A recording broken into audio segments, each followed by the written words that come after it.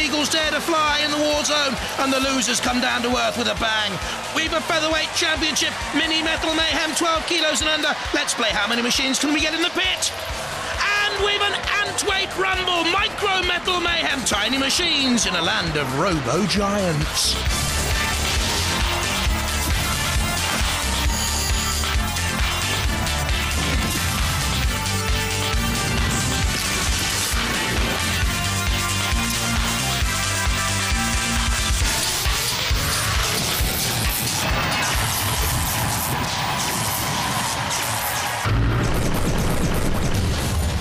Please welcome the master of mayhem, Craig Charles. This is Robot Wars, and tonight, a robot rampage. It's a rare chance to see robots from all weight divisions. They're lighter, more agile. They float like a butterfly, sting like a 10-ton truck with a point on the end. And remember the amazing ant weights? Well, the scariest thing to come out of a matchbox are back. Prepare for total destruction! Let the wars begin!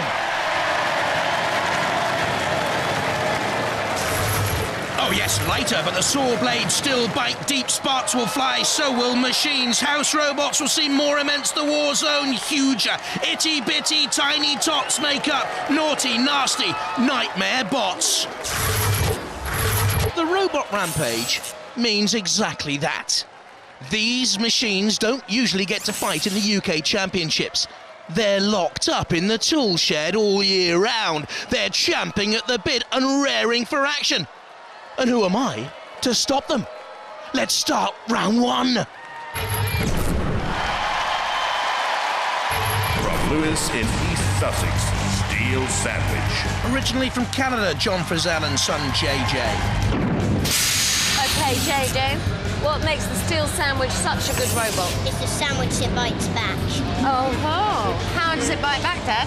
With these teeth and with its solid armored shell, which bites just about everywhere. As the lowest centre of gravity ever in Robot Wars, the body 9 centimetre thick is mostly made of mild steel plate and runs inverted. The weaponry is a ramming spike. From Stevenage in Hertfordshire, broadsword. Calling Danny boy, this is no toy. Well, sir, my first question has to be, what's this? It's the largest bladed weapon ever in Robot Wars by about 3 feet. I've tried to copy a medieval sword blade, and it's spring steel, the same as the truck leaf springs. Now look, is it one of those gimmicks, or are we going to see some serious damage? I'm not sure about that. I'm not sure at all. Two-wheel driven with the large medieval broadsword, the largest blade ever in Robot Wars, the fire tapestry decoration, the most ludicrous ever in Robot Wars, and it's underpowered too. From Hemel Hempstead in Hertfordshire, Mouth 1.5. Hopes of winning, out of 10, I'd give it 1.5. Right, what's your name? Christy. What's your name? Connor. And what's your name? Well, I'm Dad. Your dad. What's the robot's name? It's Milk. Now, what makes it so good? It can trust your position. Oh, really? And what's it going to do to all of your opponents? It's going to crush them to little pieces. Fantastic! Fighting talk, that's what we wanted to hear. The McBride family here have overdriven wheelchair motors for the power, an aluminium two-wheel driven box-shaped robot with spiked weaponry. It is robust, but the tyres are exposed. From Edinburgh in Scotland, Typhoon. The Edinburgh Air Cadets, to be precise, represented here. Okay, so the cadets are here with Typhoon. Have you seen Broadsword? Yeah, we have. What do you make of it? Fairly weak. It should be a walkover. Do you reckon? Hopefully. What about the sandwich? We'll go for their wheels. And then there's the other one. Well, we'll see what happens. Yeah. But you're in fine fettle, good working order. How fast are you spinning? Just over 100 miles an hour. Wow. A rotating cone with a heavy steel outer ring and electric power system, a highly agile unmanned fighting vehicle with rotating claw-shaped hammer cutter weaponry. Can be toppled though. Roboteers, stand by. For the teams then, Steel Sandwich there on the left-hand side, John Frizzell and Jacob. Typhoon on the right, captained by Flying Officer Peter Bennett. There on the left-hand side, Broadsword, Julian Adam and Oliver Richards. And on the right, Mark 1.5, Kyle Connor and Christy McBride. In the arena for the house robots, Dead Metal with the claws and the blade. And there's Shunt in there too. 3, 2, 1. 50 kilos and under these machines to survive the opening melees to go through to the middleweight final. Broadsword chasing down on the back of Steel Sandwich. The blade weapon is a little bit unwieldy, isn't it? There's the spinning Typhoon that could cause damage. Steel Sandwich away from Dead Metal. Broadsword trundling away and looking for something to impale. Meanwhile, Mark 1.5 does a private battle with Steel Sandwich. Typhoon careering around and bumping into Broadsword. Broadsword edges away. Very close as the pit release button is depressed. Down goes the pit very, very quickly. We're seeing there the shunt camera and Broadsword top of your picture, and they're being pushed away as Mark 1.5 under pressure from Dead Metal. Can't get the little spike weapons to work there. Carl McBride, son Connor, daughter Christy. The shunt camera again showing Mark 1.5 in real problems. Can they get away? Slammed against the arena sidewall under pressure. Typhoon spinning from Steel Sandwich's attack. Very level so far. Something has to give. Oh! And it's Mark's wheel has given. Come off! We saw it there from the shunt camera. One wheel on my wagon and I'm still rolling, clawing, scratching along. Mark 1.5 dragging Steel Sandwich towards a CPZ. But you see now their mobility has been impaired. And in comes Dead Metal to slice and dice, which is nice. Clawing onto the one remaining tyre of Mark 1.5. They can only spin in a tight circle. They can't go anywhere to get away. Steel Sandwich, middle of your picture, doesn't seem to be moving. Oh, Typhoon in trouble on the flame pit. And burning, and still burning Typhoon. Okay, now, oh no, you can still see the flame, which means their electric motors could be burning. Mark 1.5 is being counted down, and now this is frantic stuff, isn't it? Typhoon still pushing Steel Sandwich away. That's the end of Mark 1.5.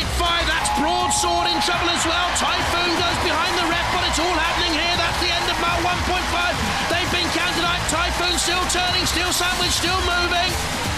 More from the shunt camera down there to try and illuminate what on earth is going on. We've seen there Julian Richards of the Broadsword team. It's hectic stuff. The sword's been bent and buckled up. They're on the arena sidewall. Down comes the axe of shut. Broadsword in real trouble. Their weaponry buckled and fragile. Oh, the bottom's been torn off. Broadsword has ceases called, and we can all breathe a huge sigh of relief.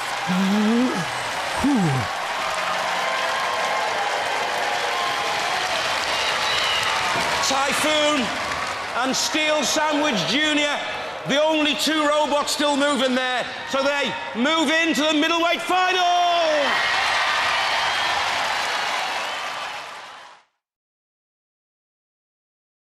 On Robot Wars, thankfully, size doesn't matter. Jonathan, any of the featherweights tickled your fancy? Tell us the SP, JP. Well, Craig, earlier today we had the qualifying heats for the Featherweight Championship. And let me tell you, these little beauties, they don't mess around. In Heat 1, tentative stuff, Flybot, top of your picture, making an early push. And we saw Micro Mute flying in and Gladiator releasing the pit button. Flybot and Kitty duelled together. Good fight it was. Flybot pushing Kitty, then towards the pit. And oh dear, they both toppled in. Kitty with Alan and Anne Gribble down. But the Cutlet team of Ian Lockhart's son Daniel and son Scott fought on and pushed Dragon into the pit. surviving themselves to fight in the final 3 left. In the end, to be honest, they all went in, seeking refuge way away from the house robots. How many can we get in that bit? Just about everyone. In Heat 2, we had 7 machines. Arg's vertical spinning disc causing damage as Neoteric looked on.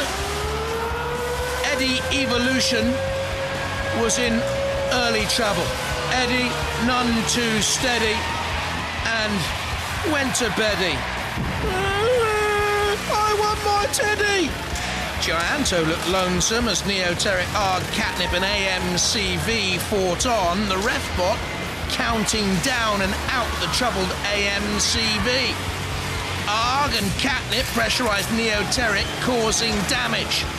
It was to be essential as Bernard came in to finish them off. AMCV dumped.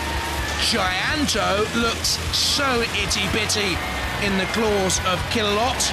3 down, 1 to go.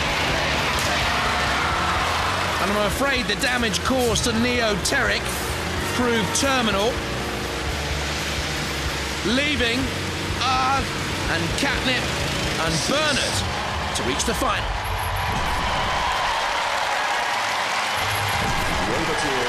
Stand by.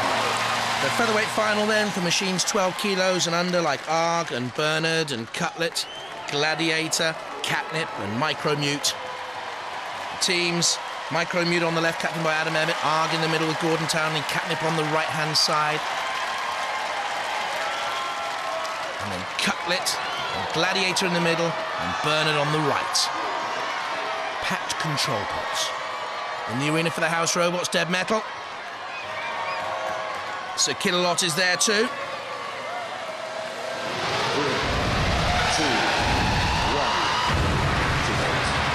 1. Green light. Let mayhem ensue. Catnip chases down on Gladiator. Gladiator's top speed 7 miles an hour. Early tactic. Press the pit release, just as Gladiator did in its first fight. Moving now into the thick of the melee. You can see Catnip there as well, and Cutlet charging away, and Arg using the disc, and again that great power of Micromute. We saw it earlier on, up to 22 miles an hour. The Micromute machine. Bernard spinning madly at the centre of the arena. Very even so far. That's Arg onto Cutlet. Cutlet with the vertical spinning disc. Arg with the heavier spinning blade, I would say. Armed and dangerous, these teams again. Bernard seems to be a full-bodied spinner out there, doesn't it? 12 kilos, has an actual saw on board. Oh, Catnip's down to 1 wheel. 1 wheel has come off. Catnip, look at the great power of Micromuted underneath Gladiator. Catnip now in real trouble on the 1 wheel. Arg pushes on to Catnip. What can they do? Stuart Barnwell and Amanda, the Catnip team. There's the floor spinner. Arg nudges Catnip towards the pit. That's cat litter really, isn't it now? Down there. What else can happen? Well, we're seeing Cutlet pushed away. They're the very speedy Micromute. Cutlet under pressure from Arg. In comes Micromute again and flung away. Great speed. Who will win this featherweight Rampage? Don't think it'll be Bernard. Oh, right on the edge. What can they do here? Tim Jones, the captain. Aaron Dakins and Daniel Holton with Bernard. Can they get it away? There you can see them concentrating. 1 nudge from Gladiator or Arg. Or Cutlet will do. Cutlet has its own problems though, riding piggyback and riding roughshod over Arg at the moment. Gladiator looks battered and bashes it, comes in, and Bernard surely immobilised, is teetering on the edge, and I think Cutlet is gone as well, to be honest. I can't see too much life in Cutlet. Certainly Arg and Gladiator have been the strongest of the 2 machines throughout this featherweight contest for me, and it looks as if it's going to be Arg pressurising Gladiator. Are these the only 2 machines left standing and left fighting, and a wheel comes off Gladiator as Arg pressurises. Arg goes in on Cutlet. Something flew through the air. Bernard immobilised on the edge of the push Cutlet down. Gordon Townley, Thomas Horton and Peter Siebert.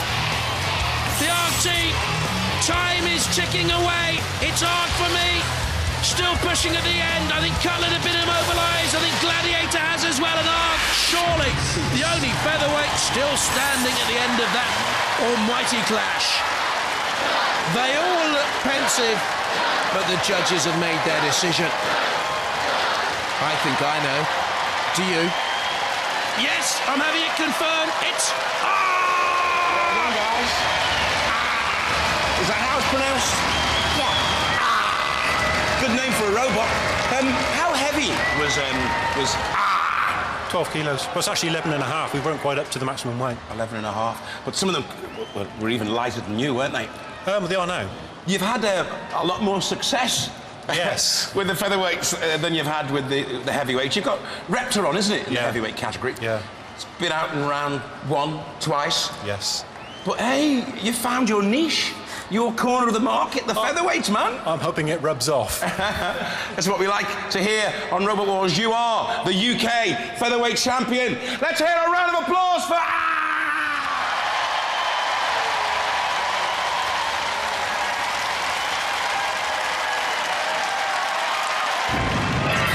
Don't forget, still to come tonight, the second of our middleweight qualifying melees. Another four-way frenzy. But now it's time for two lightweights, one-on-one. Winner takes all. These are our lightweight wonders. From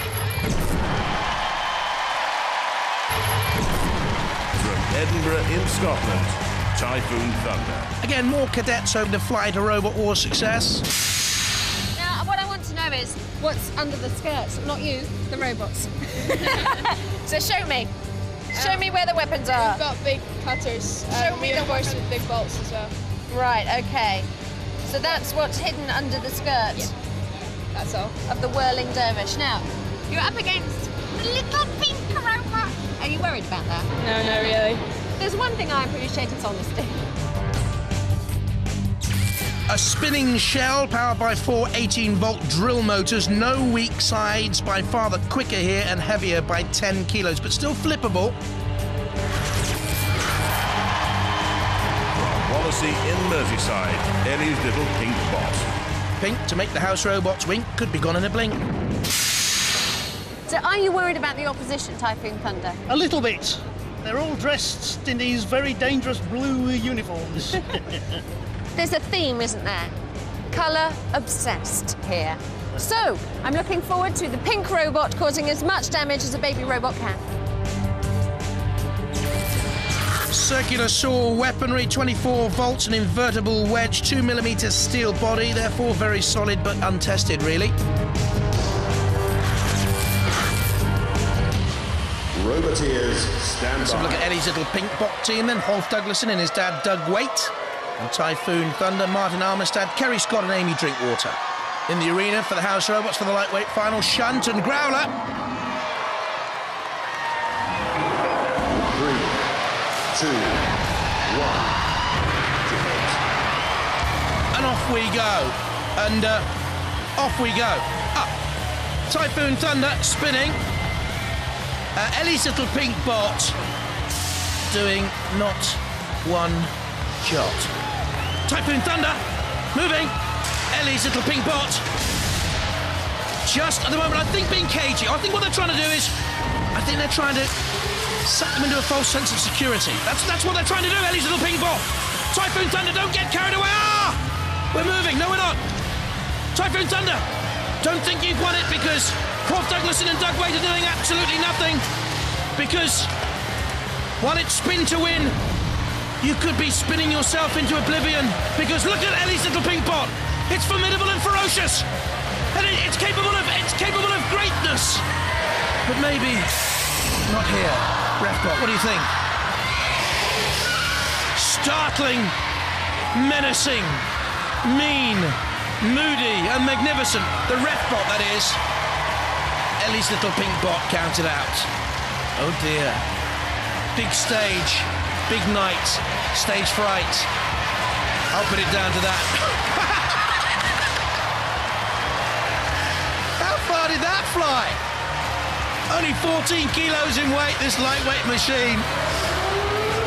The air cadets are on the Typhoon Thunder team. Oh dear! Oh dear! Look, if you come into the war zone and you don't do anything, expect Growler to get angry. Oh! He's pulled just about everything away from the arena wall. There's electrics and everything in there. Someone get a hold of Growler. Gone berserk. How much is going to be left of Ellie's little pink pot?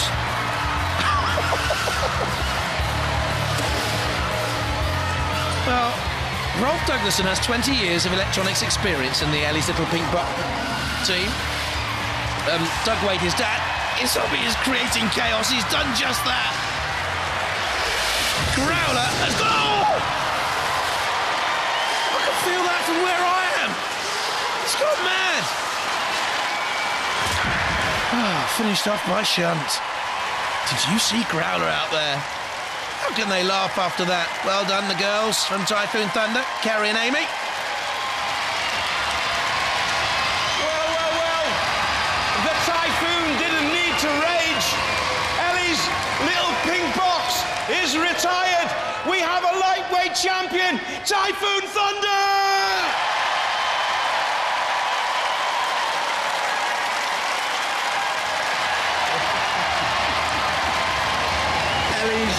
Little pink box. He got kicked. Certainly not a little pink box, then. No, definitely not. Definitely not. Well, the lightweight robots, come on, like from 12 kilos to 25 kilos. Yeah. I mean, small robots. Small robots, and unfortunately, under small motors. Yeah, well, they say, you know, good things come in tiny parcels, but like... Those parcels were slightly too tiny. What happened? You didn't get going. We didn't get going because the motors will drive it, providing the drive wheels are off the ground. As soon as we put it down, the weight was too much for it, and it wouldn't move. You're supposed to be one of the 2 best lightweight robots in Britain, but didn't really wait for you today. No, there's only one now. We still came second. You still came second. Ladies and gentlemen, let's hear it. Ellie's little pink box. Well. That was easy, wasn't it? Yeah, pretty much. You really didn't have to hit him at all, really. I mean, you did sort of graze off him sometimes. Yeah. But he was dead in the water already, wasn't he? Yeah, but we had a shot anyway. Your steering wasn't great. Yeah. It's quite sensitive to drive, but still good. Well, do you know something? You are now Robot Wars lightweight champions. Ladies and gentlemen, give them a round of applause. Typhoon Thunder! Congratulations.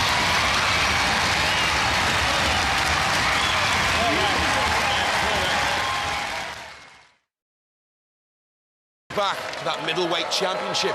2 robots are already through to what should be an amazing 4-way final. But who is going to join them? From Edinburgh in Scotland, Typhoon Twins. More air cadets. Who's left manning the defences? Let's have a little peek under there. You can see 2 robots. So how do you get away with putting 2 robots in there? Well, we've got them joined together by wire and put paper on, and they act as one robot. So as long as they go in as one robot, you're all right. Yeah. So then what happens? You're going to separate first. Yeah. So your 2 targets, not one. Then spin up. And then spin up, and then. And then what? And then what? What does the damage? The claws around there. Right, you got claws all around the base there. Yeah. And who are you going to go for first? I think we might go for Mammoth. And being Double the Trouble, who are you going to go for first? We'll just see what happens. Anyone that she's not going for? Yeah. This could either work really well or be disastrous. Good luck. Thanks. The clusterbot of 2 contra-rotating lightweight versions of Typhoon Thunder and Lightning, rotating cones with a heavy steel outer ring fitted with 4 claws but can be toppled. From Romford in Essex, 259. Adam Clark here, a worthy roboteer. 259, a legendary robot. Now the big one had its faults, didn't it? It had some drawbacks. Exposed belts. Yeah. One of them. We've got a 1500 RPM disc that's going to deter anyone trying to get to the belts. But you could still kind of get in from the side and cut. Why don't you just cover them up, Adam? They're covered from the side, half-inch dural. Yeah, but you could cover them up all the way around. I don't understand. If you know that subconsciously, do you think you want to lose? It's a karma thing. We don't have to build the ultimate robot. We go out there to have fun, build a big weapon, to see what happens. There's me thinking people went out there to win. The vertical spinning disc has a 750-watt weapon motor, 250-watt drive motors, generate 7-mile-an-hour top speeds. It's a new design, no streamer. From Rosendale in Lancashire, Doom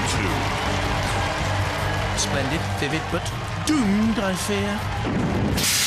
Now, do my eyes deceive me, or is this? Am I knocking on wood? Yes. I just don't understand why you would bring a wooden robot to Robot Wars. Neither do we. I don't want to put a downer on you. But what are you hoping to achieve with a wooden robot? To survive against the thing behind us. 259 yes. and a wooden robot. If you survive, you will go down in Robot Wars history. Yeah. The likelihood is... we'll end up in bits. Sawdust. Yes. But good luck. They'll need it. Pushing power provides the weaponry, a windscreen wiper motor, the power, an inverted wheelbarrow, the shape, very thin armour. And wood, are you sure? From Southend-on-Sea in Essex, Mammoth. Will it be extinct soon? Okay, the Mammoth team are here. You're up against 259 and the Typhoons, as I call them. Now, we've always seen you as a bit of a comedy robot, haven't we? We've yes, never really taken you seriously. You're very wise. Do you feel that's not been justified? No. Are you just going to be mashed in minutes, or No, do you think not. We kind of learned from well? Typhoon last year. We sort of protected it a little bit, but then this big spinny, 259 turned up. So 259's a demon. He is. He was really, really mean. Take my word for it, and I'll see you sliced up the other side. Oh, thank you. A 4-legged walking robot with a 500mm rear saw and front 300mm cylinder cutter with a flail. It's a walker. It's very, very slow. Roboteers, stand by. To the teams then, Mammoth, Ian and Stuart Burrell on the left-hand side, Typhoon twins Neil Harrison and Corporals Alistair McLeod and Kerry Scott. Doom 2, David Smith, his dad Gideon and his pal Simon Rushton on the left, and there's Adam Clark of 259 on the right. There's Shunt in the arena for the house robots, and there's Dead Metal, an old pairing. 3, 2, 1. Quick to split then in this second of our middleweight melees. The clusterbot Typhoon twins has been an important change to the regulations in Robot Wars. Used to be if one part of a clusterbot went down, the robot was out, but now you can survive and fight on. I don't think Mammoth is going to fight on any longer. They've been toppled the walker, and look at the damage already to Doom 2 from 259's massive vertical disc. The Typhoon twins causing damage, 259 too. They're the best machines we've seen in this second melee. 259, oh, I know where he's going. That's the pit release. Oh, Typhoon, one of the twins has bounced back and is out, down into the pit. When I was talking about that change in the rules, it's come just in time for Typhoon twins because the second twin can fight on. Previously, they'd have been beaten and out by now. The Walker Mammoth is extinct, to be honest. They've gone, they're never going to be able to turn turtle. That's a shame. I'm a big admirer of engineers who construct a walking machine, but it'll take something extra for a walker to one day win an important Robot Wars trophy. Mammoth's not going to be that machine. They're out, they've gone. And that leaves Doom 2, one part of Typhoon twins and 259 fighting on, and who's going to lose? Chances of Doom 2, Sawdust begins to fly. Wouldn't it be nice to see a walker win one day? Wouldn't it be nice to see Doom 2 survive? But, hey, it ain't going to happen, is it? The legs are scuttling, but there's no one at home. The lawnmower blade of Mammoth maybe sliced by dead metal as they look on there. Ian and Stuart Burrell, the Mammoth boys. Doom too close for comfort, I would have thought. That is the floor flipper. Doom 2, get out of there or be flipped at your peril. And we've got double tandem flyers. Oh, and here's Stuart delighted. Why? Because suddenly Mammoth has been righted by the floor flipper. They're back in contention. I don't think Doom 2 is. The Mammoth are alive and fighting again. For how much longer? Dead Metal has them cornered in there. Mammoth.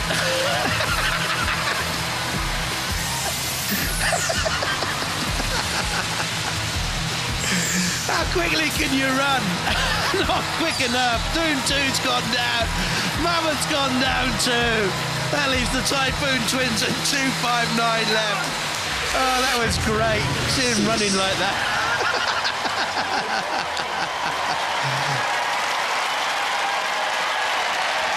Well, what a manic middleweight mashup. 259 and Typhoon Twins through to the middleweight final. Now, the highlight of my robotic sporting calendar. Those mini metal munchers are back as we bring on the ant weights.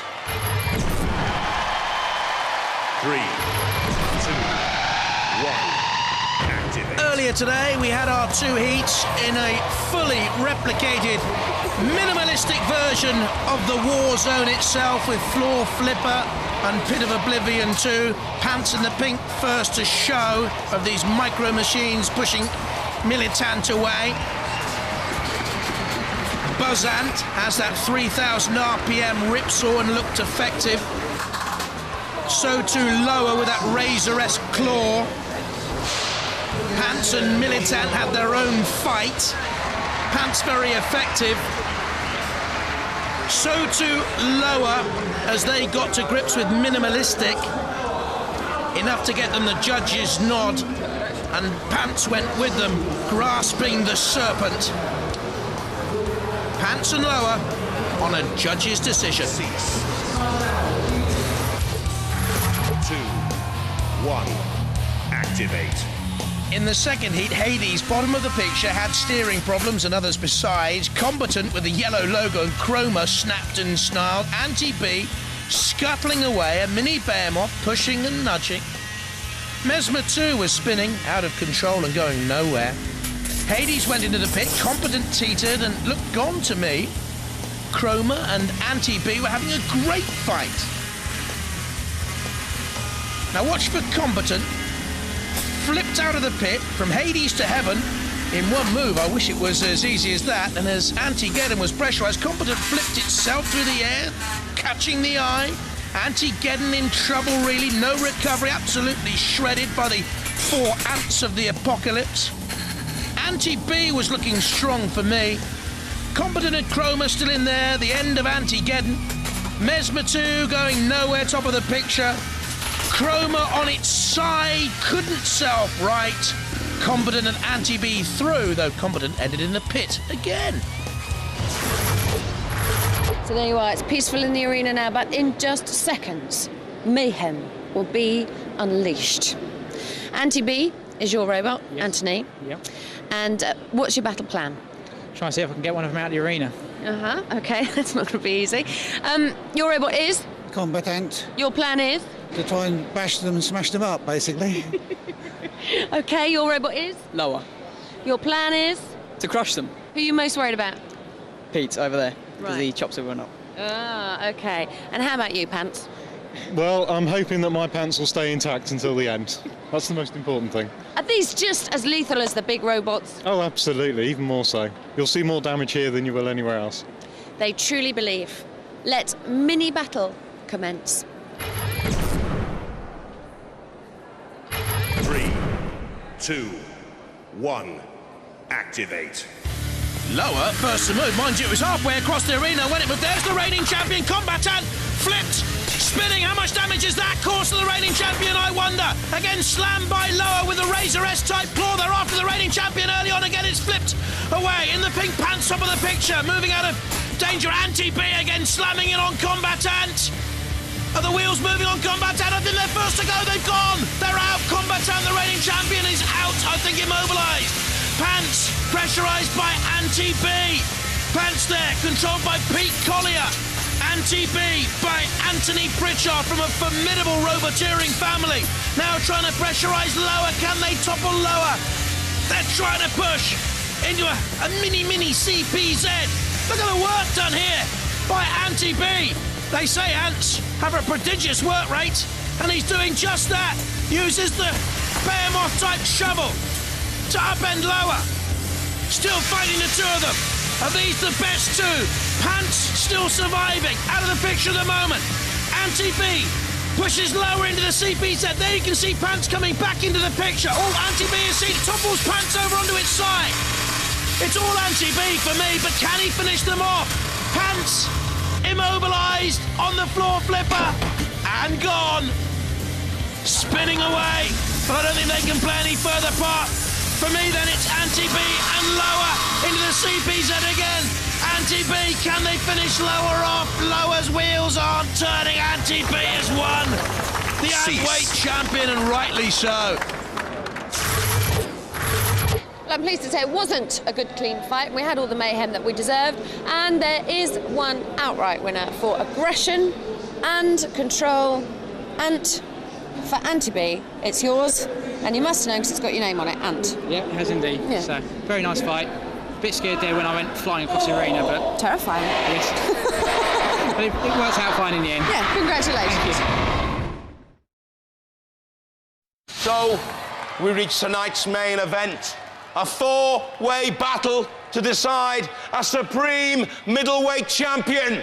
So prepare for carnage as we let the middleweight final begin.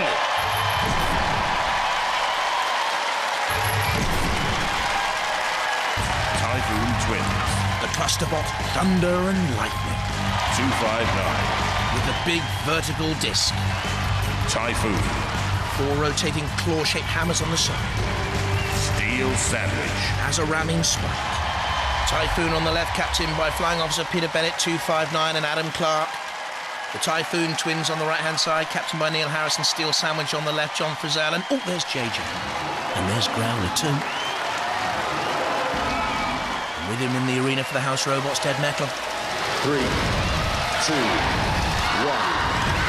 A lot of pride at stake for the Edinburgh Air Cadets, eh? And when they split, as they have done there, the Typhoon Twins, let me tell you that one of them has a red flag on top, the other a white flag. Typhoon, the big one in the middle there, has a black flag next to Steel Sandwich, which took a heck of a buffeting there. Steel Sandwich with a very low centre of gravity, but slow speeds as well. 8 mile an hour top speeds, just nudging in on Typhoon. 259 takes a direct bearing, I think. Yeah, in the end, towards the pit release. We've seen Adam Clark do that in the... Oh! One of the Typhoon Twins very near the pit. 259 overturn, topple. Can they recover from there on the edge of the CPZ? He's trying to get the vertical disc to get a grip so that he can self-right Adam Clark, and I don't think he's going to be able to do so. The Typhoons are trying to whip up a storm either side of Steel Sandwich. The Twins, the smaller of the two, with the side skirts. The Typhoon Twins, Thunder and Lightning gang up as 259 is about to be counted out by the ref. Well, that is such a shame. They're counting out with the ref bot. 9, 259 hits 10 and out. They've gone. The hopes of Adam Clark, that is. Oh, looks pensive and disappointed as Growler tries a little nick. Tries to get some sort of purchase. You just saw John Frizzell and the Steel Sandwich controls. I'm not too sure if they're moving freely. The Steel Sandwich simply moving on one side. 259 on the floor flipper, courtesy of Dead Metal. They're about to be flung into the air. Flying over the war zone. as the Edinburgh Air Cadets, Typhoon Twins and Typhoon look on. 259 crashes down very close to Growler's jaws. A wry smile on the face of Adam Clark as Growler comes in for a bit of metal munching. Takes a grip, 259. Dashed, dented. Something's come loose on one side there. The control box, I think, dangling away into the pit. 259 out of the contest. Steel sandwich about to be counted out as well. They're not fully mobile. I did mention that 2 or 3 minutes ago. You see this wheel on this near side isn't moving as lightning comes in. We're into the last 10 seconds and the judges will have to decide who wins it, Typhoon or the Typhoon Twins. It's a right royal RAF Air Cadet ripper in Edinburgh. The judges have to decide which way the winds of fortune will go for either of the Typhoon teams. The judges have made their decision based on style, control, damage and aggression. And they haven't gone for the Twins, they've gone for the Big Daddy, they've gone for Typhoon! Guys, listen, the squadron leader said there was no team orders there, but it looked like you were all ganging up on the other robots and you were kind of fighting as three. Well, we were going to get the rest out and then go for each other at the end. Well, why didn't you go for each other at the end? We tried, and then it ceased. Was it just like a tactic thing? You were going to gang up on it, sort of take it from either side? No, we were just planning on trying to keep going till the end of the bout. Well, and you did that well. Unfortunately, you didn't get the decision. No, we didn't. But let's hear it for the Typhoon Twins! Well, you're the big daddy of them. Yeah. Did you expect to win, or were you worried?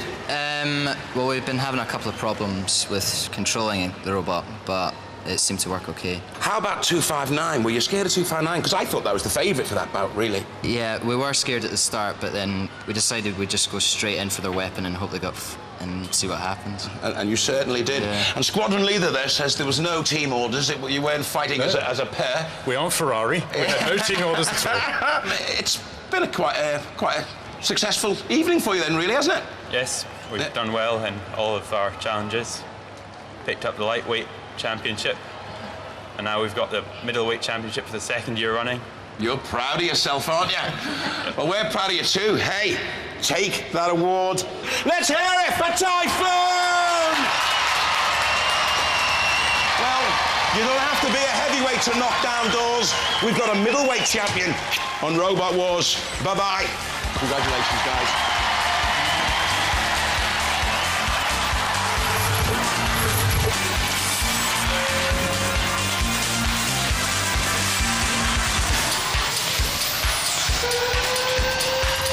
There were all the little robots fighting the lightweight, and it was absolutely brilliant.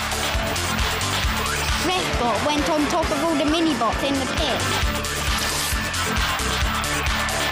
My favourite bit was when Growler basically destroyed the whole pit release button and the arena wall.